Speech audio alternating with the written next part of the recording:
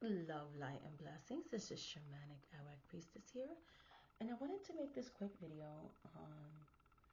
I am still doing the Fetgele series and talking about folk saints and all these things, and I will be talking about indigenous spirits. Happy Indigenous Month, by the way. But today, which is kind of still in the same series topic, okay? Spiritual and mental health is so important, especially if you want to be an effective practitioner. And it's also a way to secure safety when practicing spirituality. I feel like we don't talk about the importance of mental health and spirituality enough. And that's going to be what today's video is going to be about. This topic was inspired prior to the elections. I just felt inspired to script this video. But I feel like now is more relevant than ever because a lot of people are having a crisis of faith.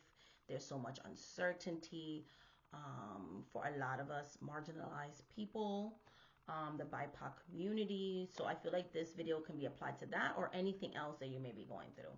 But before we get started in today's video, know that I am a full-time reader, spellcaster, mentor, spiritualist, all of the above.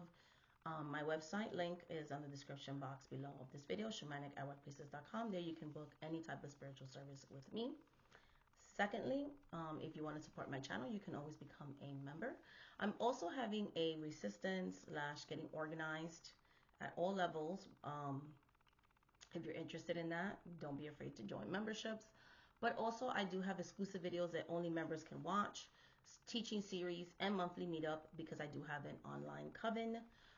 And things like that, which is different from the membership meetups that we're doing to get organized as a result of what's currently going on politically. And I want to be able to have a safe space where I can freely talk about certain things that I cannot do that in regular YouTube because of all the flagging and censorship that's going on social media. So I'm able to talk better and more privately behind a paid wall. Okay, now let's get back to today's video. So today's video is going to be spirituality and mental health and knowing the difference between a spiritual ailment or when you're being spiritually attacked versus having actual psychosis. I'm going to make this disclaimer. I am not a doctor. I do have a background in and degree in, like therapy, so sociology, and I do have a degree in nursing. But again, I'm not a doctor. Take this video what you will.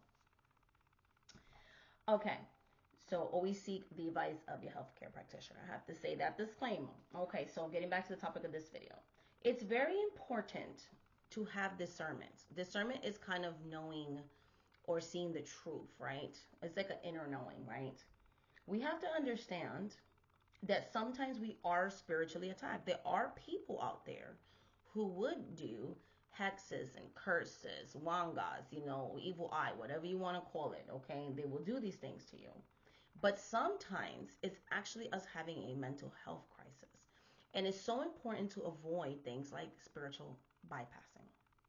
I always say that you should treat even a spiritual attack with both things, as a physical thing and as a spiritual thing, because sometimes a spiritual attack can also affect your health.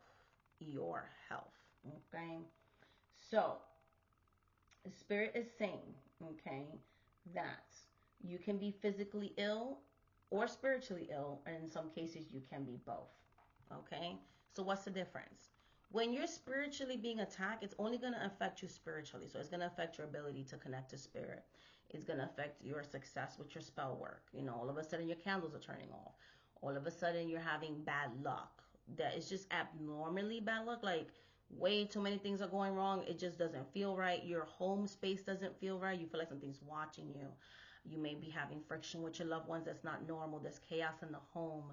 There's financial issues, work issues. People seem not to like you. Like just a lot of chaos, animosity, and things like that, right? That's the spiritual part of your life. You're not able to connect to spirit. You're having problems in your personal life, things like that.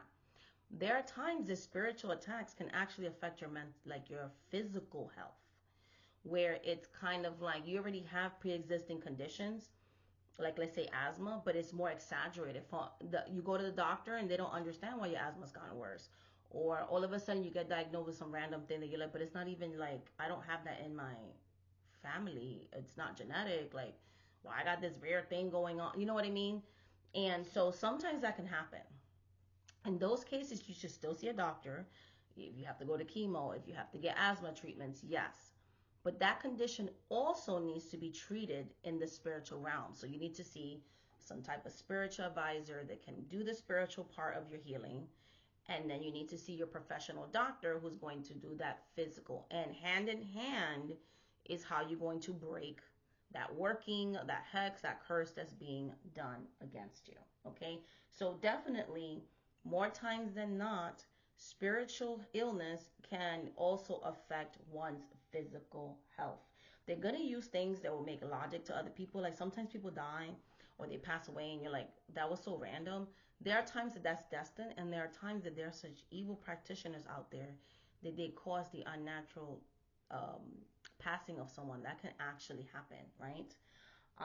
And so that's why it's important to find ethical people to help you with those types of things.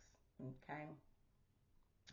So when people spiritually attack you, okay, again, they're going to use something that you've already been diagnosed with, okay, to hide their work. This is why you have to work both sides in the physical realm and in the spiritual realm, guys. You have to work both things. I have done these things. Like when I intercede in health, a lot of times it's because somebody's spiritually doing something to people. They'll go to the doctor and there's no explanation of why this person is sick. Or why they gotten so sick, and I've had to intervene in the spiritual realm, but I still always tell them to go to the doctor and do things both ways and be successful with that. So this is such an important message and such an important topic, guys. I also want to say that sometimes you can get spiritually ill and it's not because somebody did something to you. It could be, and this is going to go back to what's currently happening, the current state of your environment. If you're someone that deals with the everyday oppression, if you deal with everyday hostility outside of spirituality, if you're someone who suffers from depression, sometimes when we're not treating that physically, so like if you're not taking your medication, then spirits themselves will attack you. There are spirits that want to see people miserable, okay?